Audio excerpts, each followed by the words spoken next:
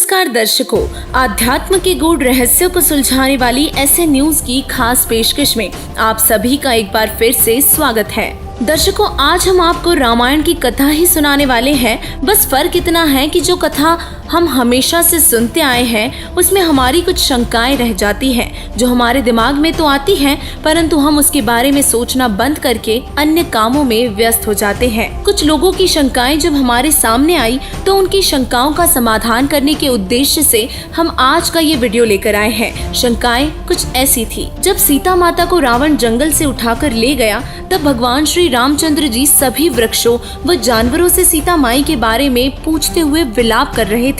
इसका क्या कारण है?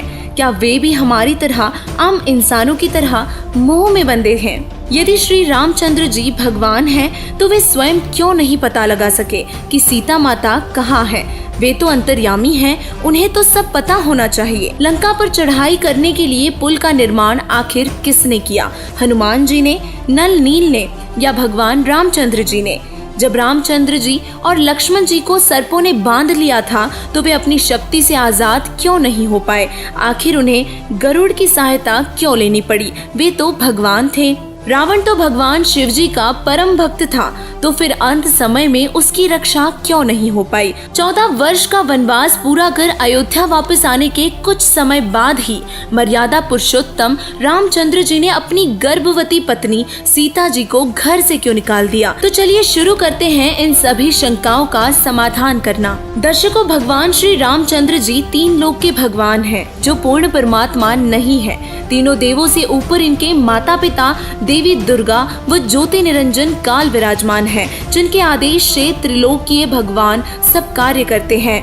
तीनों देव के पिता ब्रह्म ने ही भगवान श्री कृष्ण जी में प्रवेश करके गीता का ज्ञान दिया था, जिसमें उन्होंने ये स्पष्ट किया कि बुद्धिमानों की बुद्धि व बलवानों का बल मेरे हाथ में है। मैं जब चाहूँ ऑन कर दूं और जब चाहे बंद कर दूं। इसी कारण श्री रामचंद्र जी को ये पता नहीं लग सका कि उनकी पत्नी का अपहरण आखिर किसने किया और वो कहाँ है, सुरक्षित है भी या नहीं, किस स्थिति में है। जबकि रामचंद्र जी जिस समय विलाप करते हुए सभी वृक्षों व पशु पक्षियों से सीता माता के बारे में पूछ रहे थे, तब माता पार्वती जी सीता रूप बनाकर उनके सामने प्रकट हो गई। परंतु श्री रामचंद्र जी ने उन्हें तुरंत पहचान लिया और बोले, हे दक्ष पुत्री माया, आप अकेली कैसे आई? भगवान शिव को कहाँ छोड़ आई? अब यहाँ विचार करने की बात है कि उस समय राम जी ने अंतर्यामी होते हुए पार्वती जी को तो पहचान लिया, परंतु वही अंतर्यामी रामचंद्र जी को ये नहीं पता कि उनकी पत्नी कहाँ है। इसका उत्तर स्पष्ट है कि ये 3 लोक के भगवान हैं, जिनकी बुद्धि और बल इनके पिता ब्रह्म के हाथ में है। तो अब बात करते हैं, रामचंद्र जी सीता माता के विलाप में रो रहे थे और सभी से सीता माई का पता पूछ रहे थे। क्या वो भी मोह के बंधन में बंधे प्रभु हैं? दैव्य शक्ति होने के कारण इन पर इन सभी विकारों का प्रभाव कम हो सकता है, परंतु मिट नहीं सकता। ये 5 विकार तो पूर्ण परमात्मा के ज्ञान से ही मिट सकते हैं। अब प्रश्न आता है कि लंका पर चढ़ाई के दौरान समुद्र पर पुल कैसे बना? जब रामचंद्र जी ने समुद्र से रास्ता मांगा तो समुद्र ने नल नील के विषय में बताया और रामचंद्र जी ने उन दोनों को तुरंत आगे बुलाकर पूछा कि क्या तुम्हारे पास ऐसी कोई शक्ति है जिससे जल पर पत्थर तैर सके?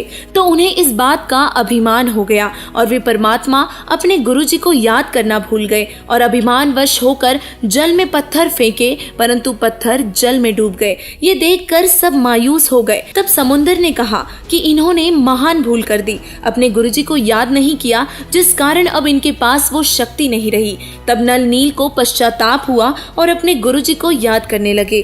तभी ऋषि मुनिंदर जी वहां पहुंचे और कहा कि अब तुम दोनों के पास ये शक्ति कभी नहीं रहेगी। जिसके बाद रामचंद्र जी ने मुनिंदर ऋषि से आग्रह किया कि हे महापुरुष, जब आप अपने शिष्यों को ये शक्ति दे सकते हैं तो आप मेरी भी सहायता कर सकते हो। हे महात्मा जी, कृपया मेरी सहायता कीजिए। तब कबीर परमेश्वर जी ने एक पहाड़ी के चारों तरफ अपनी डंडी से लकीर खींच दी और कहा कि इस पहाड़ के सब पत्थर हल्के हो गए हैं और ये पानी में नहीं डूबेंगे। तुम इनसे पुल बना सकते हो। रामचंद्र जी ने और सभी ने मुनिंदर ऋषि जी को प्रणाम किया और पुल बनाने लगे। हनुमान जी उस पहाड़ से बड़े बड़े पत्थर लेकर आए और नल नील शिल्पकार थे, जिस कारण पत्थरों को आकार में काट कर समुद्र पर जोड़ना उनकी जिम्मेदारी थी। और इसी तरह सभी की मदद से पुल तैयार हुआ।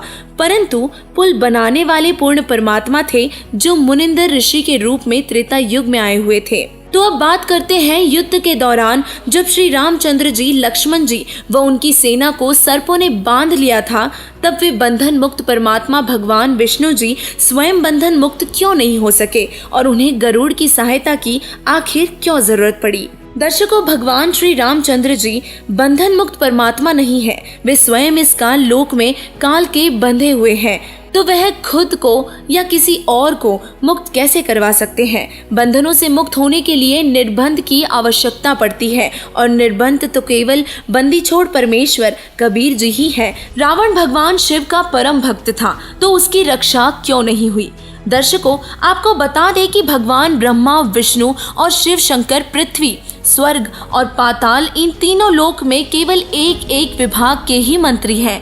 यहाँ जिसने जैसा किया केवल उतना ही दे सकते हैं, उसको घटा बढ़ा नहीं सकते, यानी कि मृत्यु को नहीं टाल सकते। जैसे रावण ने शंकर जी के सामने 10 बार अपना शीश काट कर चढ़ा दिया था, तो शंकर जी ने 10 बार शीश वापस कर दिया था। इससे ज्यादा ये नहीं कर सकते, परंतु वेदों में लिखा है कि केवल पूर्ण परमात्मा ही साधक की मृत्यु को भी टाल सकता है। और इस तरह रावण की मृत्यु का कारण यह भी था कि रावण को अपनी भक्ति पर, अपने राज्य पर और अपनी औलादों पर अभिमान हो गया था, और जिस कारण रावण भगवान से दूर होता चला गया। वो भक्ति करता था पर अभिमानी हो गया था, और जहाँ अभिमान होता है वहाँ भगवान नहीं होता, और इसीलिए उस अहंकारी का नाश हुआ। तो अब बात करते हैं कि अग्नि परीक्षा दिलाकर सीता जी को वापस घर लाने वाले मर्यादा पुरुषोत्तम श्री रामचंद्र जी ने सीता माता को घर से क्यों निकाल दिया। दर्शकों, श्री रामचंद्र जी रात को एक आम व्यक्ति के वेश में नगरी में घूमा करते थे, जिससे लोगों की आपत्तियों को दूर कर सके। एक दिन जब वे रात्रि में बाहर गए, तो एक व्यक्ति अपनी पत्नी को डांटते हुए कह रहा था कि चली जा यहाँ से, अब क्या लेने आई है यहाँ। 3 दिन तक कहाँ गायब थी, क्या पता किसके साथ थी। इतने दिन बाहर रहकर आई है और अब मैं तुझे स्वीकार नहीं कर सकता। मैं उस रामचंद्र की तरह पागल नहीं हूँ जिसने 12 वर्ष तक बाहर पराए मर्द के साथ रही अपनी पत्नी को स्वीकार कर लिया। चली जा यहाँ से। ये सब सुनकर रामचंद्र जी को लगा कि उनका तो मजाक बनकर रह गया है, जिस कारण से अगले ही दिन उन्होंने अपनी पत्नी सीता माता को ये कहकर घर से निकाल दिया कि मैं लोगों के व्यंग सहन नहीं कर सकता, जबकि वे स्वयं सीता जी की अग्नि परीक्षा लेकर उन्हें अपने साथ लाए थे। परंतु एक धोबी के मजाक करने पर उन्होंने अपनी गर्भवती पत्नी को ही घर से निकाल दिया। तो क्या ये सही इंसान भी थे जिन्होंने एक गर्भवती महिला को आम व्यक्ति के व्यंग करने पर ही घर से निकाल दिया, जबकि अग्नि परीक्षा में सीता माता सफल हुई थी, जिससे सिद्ध भी होता है कि वे पूर्णतः सती व पतिव्रता थी। फिर भी रामचंद्र जी ने उन्हें घर से निकाल दिया, जिसके बाद वो कभी नहीं मिले। दर्शकों, हमें पता है कि इन सभी शंकाओं का समाधान जानकर आप चौंक गए होंगे, पर यहाँ एक बात और भी स्पष्ट करना चाहेंगे कि दशहरा यानी कि विजयदशमी मनाना व्यर्थ का आचरण है। लोग दशहरा इसलिए मनाते हैं ताकि यह यादगार बनी रहे कि इस दिन दुनिया से बुराई का नाश हुआ था और अच्छाई की जीत हुई थी। परंतु विचार करने की बात है कि सीता माता को रावण की कैद से मुक्त करवाने के लिए रामचंद्र जी ने रावण के साथ युद्ध किया, उसे मार दिया और फिर उसी सीता माता को अपने घर से निकाल दिया। तो युद्ध करने का और रावण को वो इतनी जनता को मारने का क्या फायदा हुआ। इतनी जीव हत्या का पाप और बढ़ गया। और दूसरा, जिस दिन सीता माता जी के आने की खुशी में लोगों ने दीप जलाकर सीता माता का स्वागत किया था, तो उस दुख की घड़ी का क्या जब उन्हें घर से निकाल दिया था।